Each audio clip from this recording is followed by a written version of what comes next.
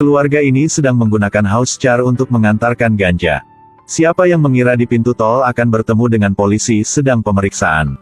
Pengemudi ketakutan dan bergegas mengerem, tiba-tiba sebuah tas jatuh dari atas kepalanya. Ross hanya bisa membungkusnya dengan handuk tapi terlihat oleh orang yang duduk di mobil seberang.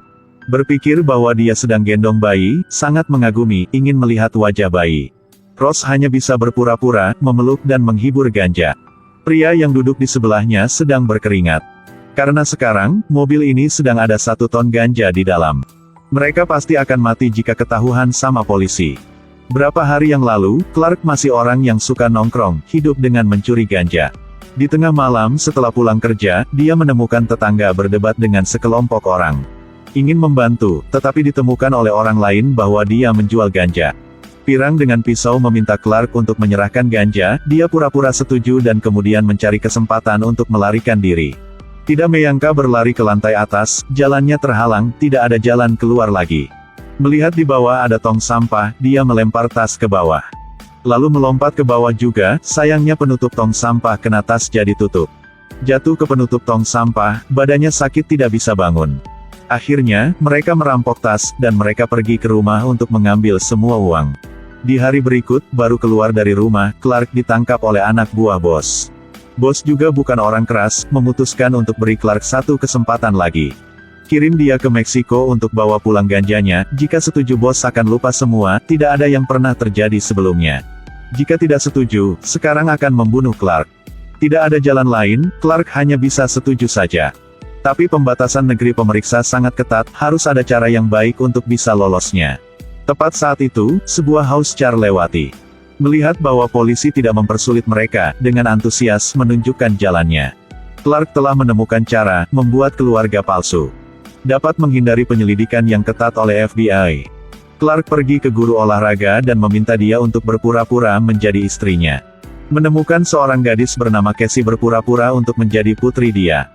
Setelah itu menerima tetangga Kenny menjadi putranya. Dan seperti itu, sebuah keluarga 4 orang udah jadi.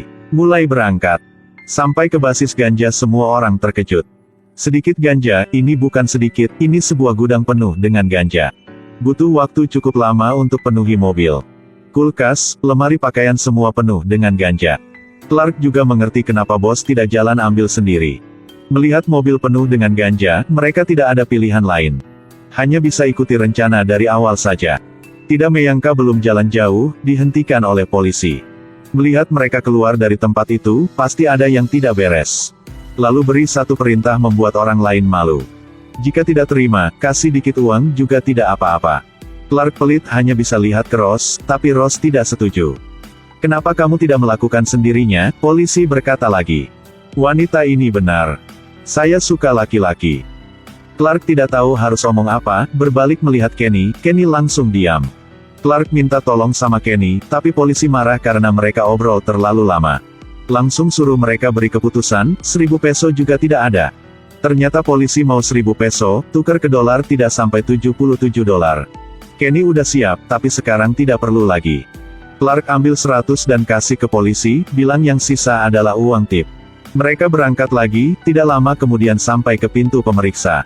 Melihat di depan ada berapa orang ditangkap, mereka langsung kaget. Tidak hati-hati 1 tas jatuh ke bawah, membuat Ross ketakutan. Polisi menemukan ada yang aneh, langsung suruh mereka turun dari mobil untuk pemeriksa. Kali ini pasti mati, semua akan ditangkap. Polisi belum sempat naik ke atas, tiba-tiba dari bagian bawah mobil ada berapa orang keluar dari berlari. Polisi langsung tinggalkan keluarga mereka untuk tangkap yang lari tadi. Mereka langsung naik ke mobil dan berangkat, lolos dari kematian 1 kali. Kemudian bawa saja ke tempat yang aman, selesai. Di sisi lain, bos punya basis ganja. Mengetahui pemilik sebenarnya dari tumpukan ganja datang untuk mengambil barang. Menemukan bahwa Clark menyamar untuk ambil barang, jadi masuk ke mobil untuk mengejar Clark. Dan keluarga mereka memiliki masalah lain. Kemungkinan karena bau ganja jadi mobil tiba-tiba ada masalah. Baru setengah jalan langsung berhenti, sekarang harus melakukan apa? Di tengah jalan yang kosong, orang-orang semakin marah. Untungnya ketemu dengan keluarga tadi, mereka ingin bantu untuk tarik mobil ke bengkel. Di mobil Clark dan pria itu berbicara. Pria itu minta tolong sama Clark untuk ambil peta di laci mobil. Clark buka pintunya, langsung terkejut, satu pistol muncul di depan mata. Ternyata pria ini adalah polisi anti-narkoba. Dia sedang liburan jadi ajak istri jalan-jalan. Otak Clark langsung goyang, ingin langsung sampai ke bengkel mobil untuk menyingkirkan mereka. Sampai tujuan, Clark langsung selamat tinggal keluarga mereka. Sedikit terlambat, keluarga Clark bisa makan malam di penjara. Tidak menyangka baru masuk ke dalam, melihat tukang servis sedang diikat di kursi. Tiba-tiba ada sebuah pistol arahkan ke kepala Clark. Ternyata, pria satu mata dan rambut keriting sudah pasang gepes di dalam ganja. Mereka sudah tunggu di sini dengan waktu yang cukup lama. Clark baru mengerti jika barang ini bukan punya bos itu. Dia ingin mencuri barang, tidak peduli bagaimana Clark menjelaskan itu tidak berguna. Melihat dia akan dibunuh, Clark menendang pria berambut keriting itu. Tapi pria itu tidak apa-apa, Clark dibaliknya dipukul sampai gak bisa berdiri lagi. Kenny langsung lari balik ke mobil, menekan gas, mobil langsung keluar dari bengkel. Clark ambil kesempatan itu melompat ke mobil, skill mengemudi Kenny juga tidak buruk. Juga menabrak hancur mobil orang jahat, Clark bergegas mengambil setir. Tidak tahu laba-laba keluar dari mana dan menggigit Kenny. Mobil kehilangan kendali dan meluncur keluar dari jalan raya. Kenny turun dari mobil, membuang laba-laba itu tapi racunnya terlalu kuat. Dia pingsan, hanya bisa bawa ke rumah sakit. Menunggu Kenny dengan waktu yang lama, baru keluar rumah sakit dan ingin berangkat bertemu dengan keluarga orang itu lagi. Kenny jatuh cinta pada putri keluarga itu. Langsung menjelaskan bahwa mereka bukan keluarga, hanya angkutan ganja saja. Membuat semua orang terkejut, Clark langsung tutup mulut dia. Tiba-tiba pria satu mata muncul.